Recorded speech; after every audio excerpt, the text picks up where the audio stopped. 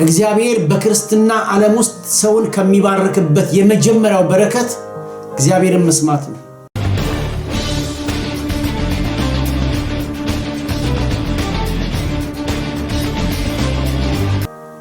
የተጠራነው እግዚአብሔርን ለመስማት ነው።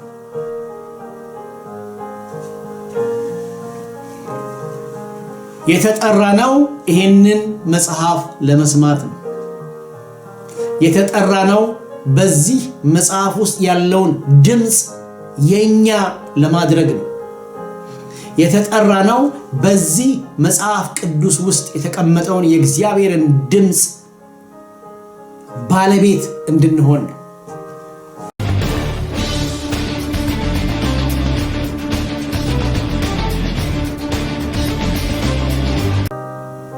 መስማት እግዚአብሔርን ወደ ማየት ያደርሳል።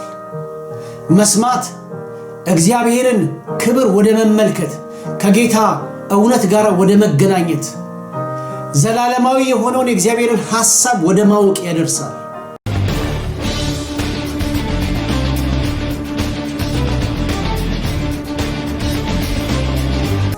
እግዚአብሔር በእግራችሁ ሄዳችሁ የምታገኙት አምላክ አይደለም። እግዚአብሔር በእግራችን ሮጠን የምናገኘው አምላክ አይደለም። እግዚአብሔር በሆነ ቦታ ላይ ሄደን እዛ አገኘሁት የምንለው አምላክ የለንም። እግዚአብሔርን ለማግኘት የምንጓዛቸው ጉዞዎች የሉ። በዛ ስፍራ ይገኛል ተብሎ በሚነገርልን ቦታ ላይ ልናገኘው ልባችን፣ እግራችንና ጆሮአችን ሰውነታችንን ልናደክም የምንሄድበት የምንጓዘው ጉዞ የለንም። እግዚአብሔር የቅርብ አምላክ ከሆነ እግዚአብሔር መጽሐፍ ቅዱስ ውስጥ ነው ያለው። እግዚአብሔር የቅርብ አምላክ ከሆነ ሮጣችሁ ሰንበት ጠብቃችሁ መቅደስ ውስጥ የምታገኙት አይደለም። እግዚአብሔርን ሳትንቀሳቀሱ የምታገኙት ነው። መቅደስ መሄድ ትክክል ነው። ወደ ቤተ ክርስቲያን መሄድ ትክክል ነው። ወደ ህብረት መሄድ ትክክል ነው።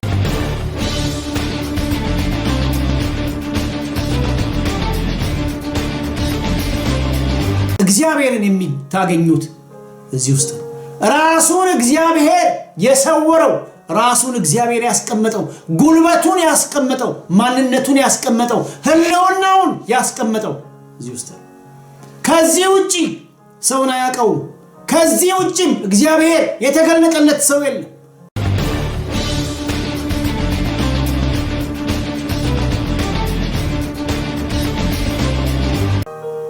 እግዚአብሔር በአንድም በሌላም መንገድ ይናገራል።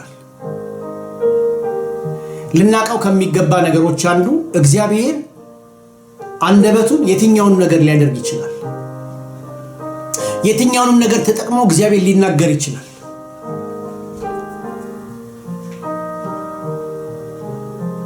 ሁላችሁም የበለዓምን ታሪክ ታውቃላችሁ። እግዚአብሔር በእንስሳ ጀርባ ሆኖ ተናግሮ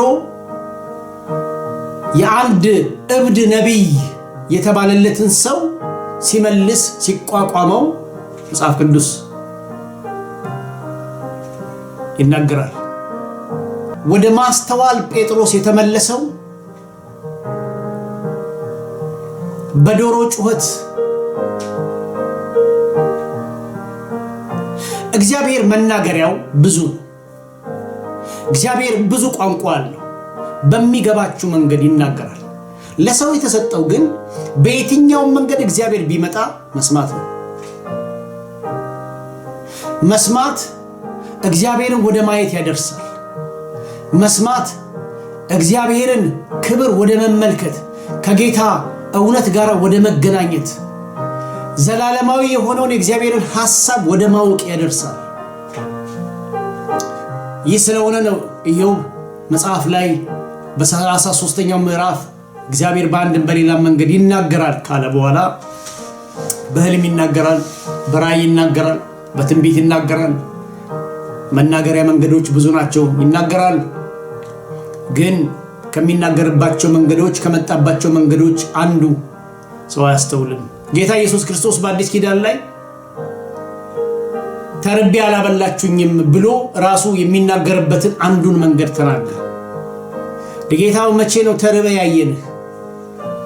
ረሃብተኛ ሆኖ የሚቀመጥ ሰው እግዚአብሔር እንዴት ራሱን በሱስ ገልጦ እኔ ነኝ እንዳለ ሰው ግን አያስተውለውም የሚለውን ነገር እግዚአብሔር ወደዚህ ማስተዋል ይመልስ።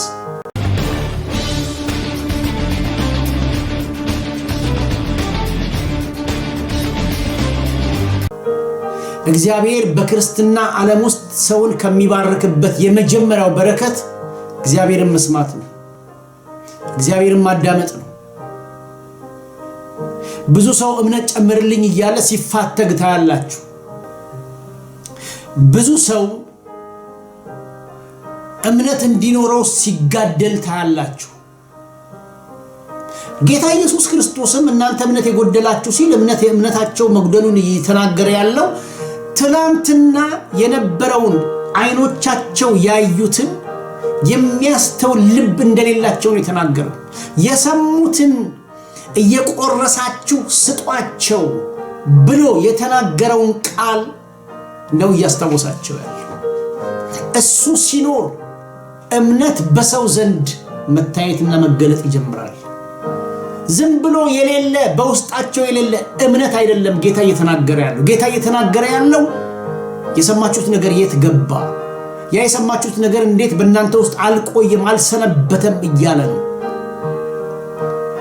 እግዚአብሔር እንዲቆይ በሰው ውስጥ እንዲቆይ የእግዚአብሔር ልጅ ክርስቶስ ኢየሱስ በሰው ውስጥ እንዲሰነብት በሰው ውስጥ ቆይቶ እንዲኖር ከሚያደርገው ነገር አንዱ መስማት ነው።